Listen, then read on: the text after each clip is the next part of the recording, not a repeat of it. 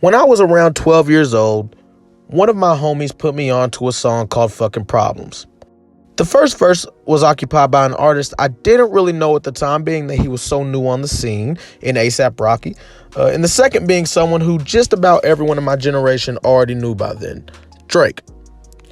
When the third verse, after 2 Chainz's iconic hook came on, I instantly became hooked with who would be the artist I grow up with, my Michael Jackson, my Prince, my Jay-Z, my Jesus H. Christ himself, Mr. Kendrick Lamar, aka Benz is to me just a car.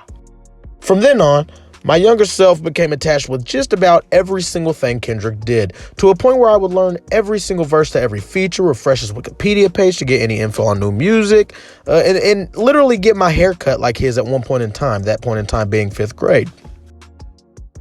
Being such a huge K-Dot fan led me to becoming a fan of his entire label and or team, a diehard fan at that, Top Dog Entertainment, TDE. Within that label, Black Hippy, a group which consisted of Kendrick, Schoolboy Q, Ab-Soul, and J-Rock, instantly became key pillars to the roots of my modern hip-hop knowledge, which has grown very, very far outside of them since then, however, did start with them, and I would say they are the roots. 10 years later, Kendrick Lamar Duckworth is 4 classic studio albums deep and leaving the label to start his own TDE with PG Lang and his protege, 2 Phone Baby King. As bittersweet as it is for us lifelong TDE lovers, I don't think it's the end of the world as some fans of his seem to believe, with the possibility of the other superstar of the label, SZA, just releasing her final album with the label, SOS. The possibility of it. Now, it's not confirmed, and with it not being confirmed, we still have to look at SZA as the commercial leader for the label moving forward. Contrary to popular belief, however, I strongly see TDE finding their way back to complete prominence with other artists on the label, and I wanted to create a video essay to explain who could pop off as the new leaders and keep the TDE train moving, with King Kendrick moving on to other ventures. Now, firstly, for the remaining members of Black Hippy, other than Ab-Soul, who I'll get to in 1 second, y'all niggas need to wake the hell up, man. And any TDE fan watching this knows I'm yelling into an empty void when I say that shit. But we are ready for new music. Pardon my French. But we are ready for new music per usual, fellas. If you're watching this, feel free to give us a single, a tape, a collab album. No, but in all seriousness, it does feel great that after a 6-year wait, my boy Ab-Soul Herb is finally giving us a project December 16th with Herbert, the Friday following the recording of this video.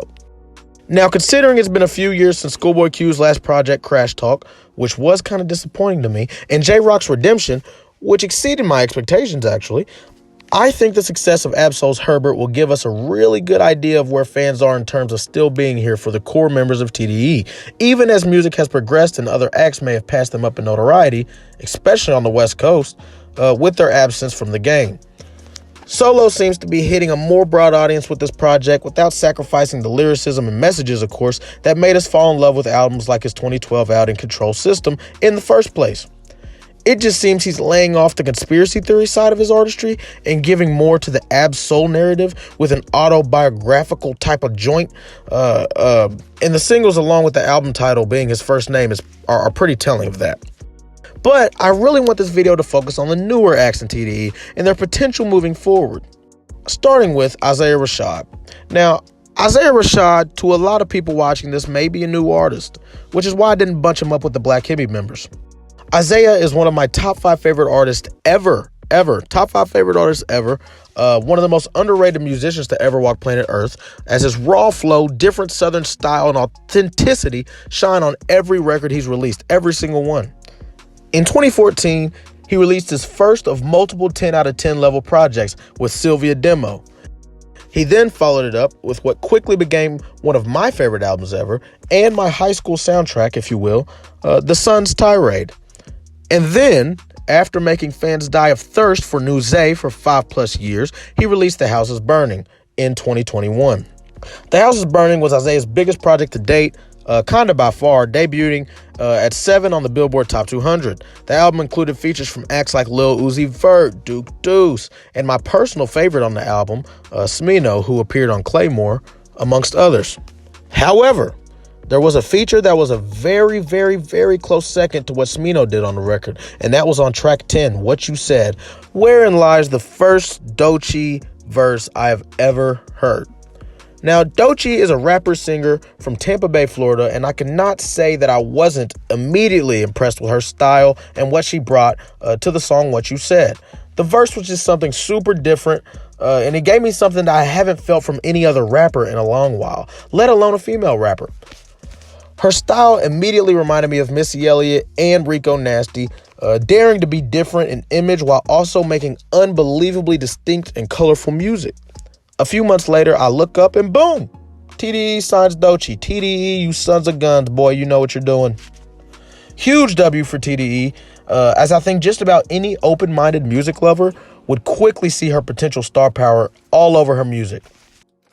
When signed, she released a single, Persuasive, which was followed by the same track being re-released with a SZA feature a few months later. Super smart move by TDE, and around the time, Doechii was named a 2022 XXL freshman. With such a quick rise beginning already, I'd look for Doechii to be the integral piece of TDE moving forward if SZA does take a backseat and or sabbatical in releasing music for another 6 to fucking a billion years. Yes, I said the integral piece. Doechii's potential is out of this world with crazy versatility, an attention-grabbing voice, and flows that almost make every male rapper she hops on a song for look goofy. Not only did she have the best verse on Isaiah's What You Said, but I suggest you listen to Pro Freak by Smino and Her, where she steals the show once again off rip, just snapping on these niggas. Boy, I swear for God, she different. I swear for Jesus. Moving on from Doechii, there's this guy on TDE's label that I feel has all the potential in the world once he puts it together, and that is Sir. Inglewood, California's own Sir, who signed to TDE in early 2017, has a style that appeals to a wide range of people, a very wide range. His 2019 outing, Chasing Summer, which featured semi-hit records like Hair Down with Kendrick and John Redcorn, gave us a taste of what Sir could become. With the chilling vocals he provides and gorgeous R&B instrumentals he chooses to paint a picture on, I can see a world where Sir eventually has a breakout project like SZA's Control, or at least a moment in time in which we look up and Sir is one of the most popular R&B artists in the game. I do believe he is about to take that next step in his career, which with this next project, and I'd recommend his catalog up to this point to any fan of just smooth R&B vibes, smooth, chill R&B stuff. Aside from Doechii, Sir is the one I see approaching star status the quickest. With him, I think it all depends, though, on his ability to be more outgoing. You know, I think when we saw the change in SZA's career was whenever you looked on Twitter and every 5 seconds she had a viral tweet. You know, women really started to relate to her messages, and I think that led people to her music even more. So I think outside of the music, I think if Sir could do a little bit more marketing himself, he would easily be one of the biggest artists in the world, or in the country at least, period. Both him and Doechii are extremely versatile and can amass an audience a bit quicker than the last couple of artists I'm going to cover here, who happen to be more limited to the hip-hop genre and audience. And while that is the case, Reason and Rayvon still both have mad potential to be star rappers. However, what has always prevented artists like Isaiah Rashad and Ab-Soul from hitting star level may prevent these two as well: the unwillingness to sacrifice quality music for what's hot. Reason is a 32-year-old rapper from Carson, California. His lyrical ability is arguably up there with anyone else's in the game right now. You can ask anyone on the West Coast, he's really like that. And he displays this on projects like his 2018 mixtape, There You Have It, and his 2022 debut album, New Beginnings. His freestyles have gone viral online at times for his crazy punchlines and metaphors. What sucks about this being his lane, though, is that there are limits to it in 2022. Real lyrical hip-hop isn't rewarded across the country anymore, especially on the West Coast, where it's becoming harder and harder to point out real hip-hop artists making waves on a national scale. You do get guys like Roddy Ricch and Blast, and even Ty Dolla Signs of the world, but they're all singer rappers. You don't get much poppin' lyrical rappers out of Cali or the West Coast anymore. But if anyone on the West Coast has showed that they have the ability to put someone with lyrical ability on the map from the West Coast, it is TDE, the same label that helped make Kendrick Lamar, probably the artist with the most substance in the game for the last decade, a superstar. Which is why I still say Reason and Rayvon have a fighter's chance of taking that next step. Now, Rayvon, the newest member of the union, might have my favorite TDE freestyle ever. I had never heard of him until watching him absolutely rip his freestyle for LA Leaguers. And when I say rip, I mean Jesus H. Christ, I can't stress enough how much he ripped these two instrumentals he hopped on, which was also the moment I learned of him being signed to Top Dawg. From then on, I kind of assumed he would join Reason and being just a super lyrical storyteller based on his freestyle, but it seems as if Ray is trying to lean into the mainstream sound a little bit more than Reason with singles he's released. Von's songs Trade Line, Doghouse with Isaiah Rashad, and Not Allowed have thumping instrumentals with modern themes, and while he definitely displays stellar lyricism still, the energy the records give, I feel, have been the main pull of his sound. I'm glad, as it seems Ray could eventually drop the right record to catch the ears of mainstream listeners and reel in some new TDE believers. And that's not to say Reason can't, as he does have songs like Sauce with mainstream appeal. However, being born in '01, I can tell you, once we catch ears to it, my generation would lean more towards Rayvon's Bringing Sexy Back and My Mama Was a Crip energy, as it brings that fun vibe that modern day hip hop is really built on. In conclusion, TDE has more than hope to lean on in Kendrick's absence. I believe them to have promise. I believe in Top Dawg's ability to turn artists into stars. He's proven it over and over, and although it can be a long process, as we know with how long it takes some of our favorites to release music historically with the label, I wholeheartedly think this new era of TDE has legs to stand on and the potential for massive longevity and possible continued mainstream success.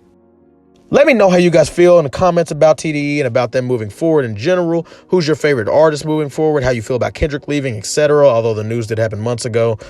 Did want to include it in a video about TDE's future. Also, let me know how you feel about the new SZA album and how you feel about Ab-Soul's album coming up this Friday, which should be fun to listen to. Subscribe if you want more. Follow us at Instant Classic Official on Instagram and Twitter. So much great content, reviews, debates coming up for y'all. Follow my personal Instagram at TVA Major. Yeah, like I said, a lot more stuff to come. That's all I got for y'all today. Deuces.